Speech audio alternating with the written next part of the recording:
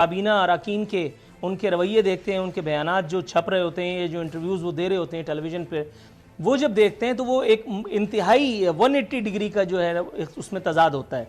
मेरे सामने एक बयान पड़ा, एक वज़ीर का फरमा रहे हैं अनकरीब आवाम को सस्ती चीनी मिलेगी, और आगे लिखा है पाकिस्तान हर फोरम पर भारतीय बर्बरियत सामने लाता रहेगा। सर, भारत को कोसने से पहले अगर हम ये देख लें कि हम खुद अपने अवाम के साथ क्या कर रहे हैं। पेट्रोल बहरान हुआ, चीनी बहरान हुआ, उसकी रिपोर्ट फाइल हुई, उसके बाद जो मरकजी किरदार तो नहीं, बहरहाल एक किरदार थे जहांगीर तरीन साहब। पाकिस्तानी मीडिया की लेटेस्ट वीडियो देखने के लिए चैनल को सब्सक्राइब कीजिए और वीडियो को लाइक कीजिए। बातें हो रही हैं, सर किसका एहतसाब होगा, वो तो वहां बैठे हैं। यहां पेट्रोल शॉर्ट हो जाता है, चीनी वालों को कोई पता नहीं चलता। सुप्रीम कोर्ट कह रही है, चीफ जस्टिस कह रहे हैं, मेरे सामने पड़ा है बयान के अदविया साज इदारों का बहुत बड़ा माफिया, हुकूमत में फैसला करने की हिम्मत नहीं। चीफ जस्टिस, कंपनियां खाम माल की खरीदारी के नाम पर सारा मुनाफा बाहर भेज देती हैं, ड्रग रेगुलेटरी अथॉरिटी क्या कर रही है?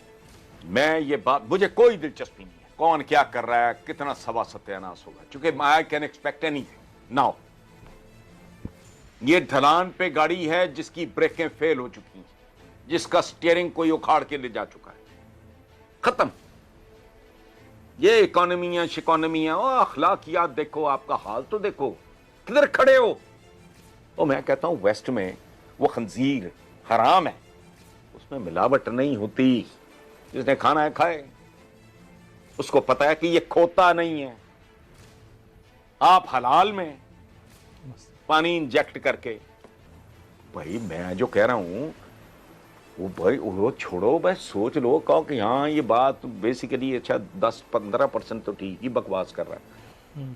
I was not expecting any miracles और एनी वंडर्स एट ऑल। इतनी कॉमन सेंस थी, मुझे पता था कि यार इट विल टेक टाइम। जब मुझे ये समझ आई कि इधर तो किसी को पता ही कुछ नहीं, मैं कसमन आपको कह रहा हूं कि मेरा ये यकीन था, यकीन मुबालगा ना हो जाए, वरना आप समझो मेरा सियासी ईमान जो था ना वो की हद तक था कि ये पीटीआई के प्रोफेशनल्स, टेक्नोक्रेट्स, ये वो लोग बैठे होंगे, भले कोई 4 कनाडा में बैठे हों, कुछ 6 यूएस में 10 बैठे हों, कोई इंग्लैंड में, पूरी दुनिया में एक फॉलोइंग है बंदे की, वो लोग बैठ के कर रहे होंगे यार एग्रीकल्चर इस मुल्क की, उसके साथ क्या करना है, हम चपड़ कनातियों की तरह रुई बेच रहे हैं, कॉटन एक्सपोर्टर, मत ये कपड़ा बनियाने चड्डियां बेच रहे हैं। वो जमाना देखो किधर जा रहा है, कोई इंजीनियरिंग गुड्स की तरफ आओ।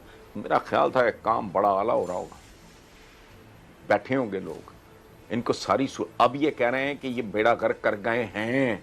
वो मुझे तो भाई घर बैठे, मैं तो सोशलाइज करता ही नहीं, मैं तो मिलता जुलता हूं ही नहीं लोगों से, तब भी मुझे घर बैठे पता था कि सूरत हाल क्या है। आपको भी पता होगी, अखबारें भरी होती थी, क्या कर गई है नून लीग, क्या कर गए हैं पीपल्स पार्टी वाले, तो उसमें कौन, तो मुझे अंदाजा था कि इनको तो बिल्कुल पता होगा, और पता होगा तो कल जाके इससे निपटना कैसे, उसकी तैयारी भी हो रही होगी। I was such a bloody फूल,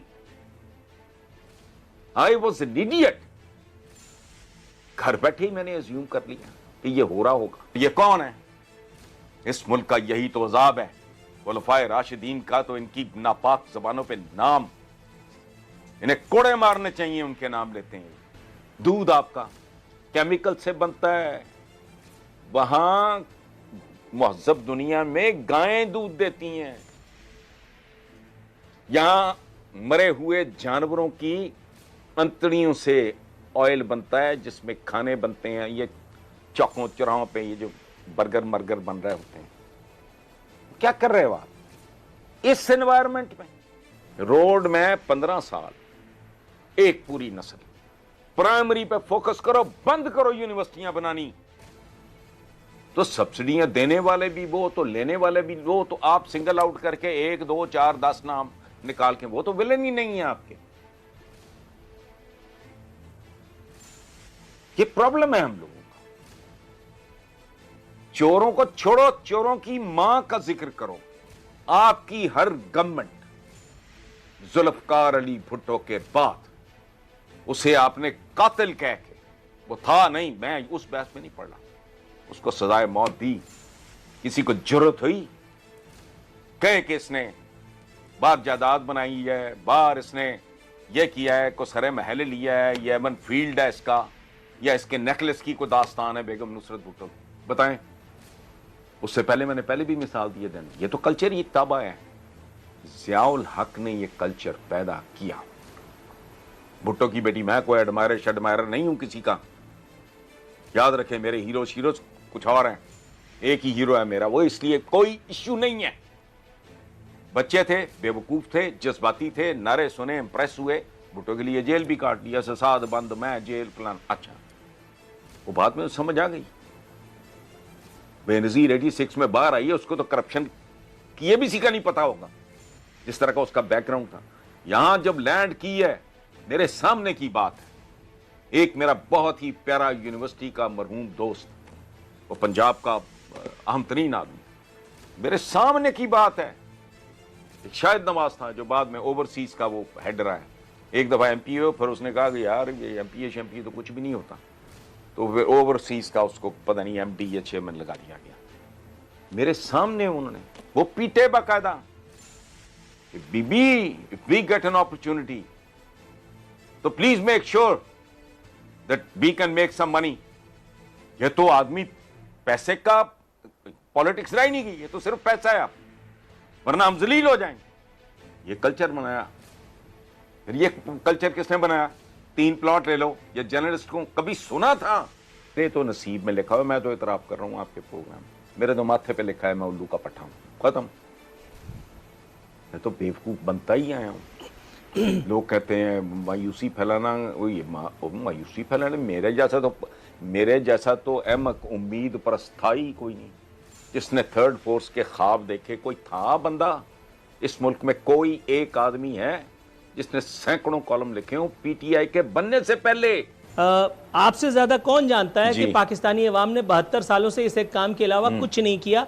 हमारे पेट पे अल्हम्दुलिल्लाह आज भी पत्थर ही बंधा हुआ है। ये तो अल्लाह का शुक्र है हमारी हुकूमतें हैं जो अलल्ले तलल्ले जो है वो झेल करके और चली जाती हैं। दूसरी बात, आपने कहा कि एक और नस्ल जो है वो हम उसकी कुर्बानी दे रहे हैं। सर 15 साल के बाद अगर हसन निसार साहब को अपने इस आइडिया पर तासुफ का इजहार करना पड़े तो मैं तो नहीं होऊंगा, मेरा ख्याल है। एक और नस्ल गई।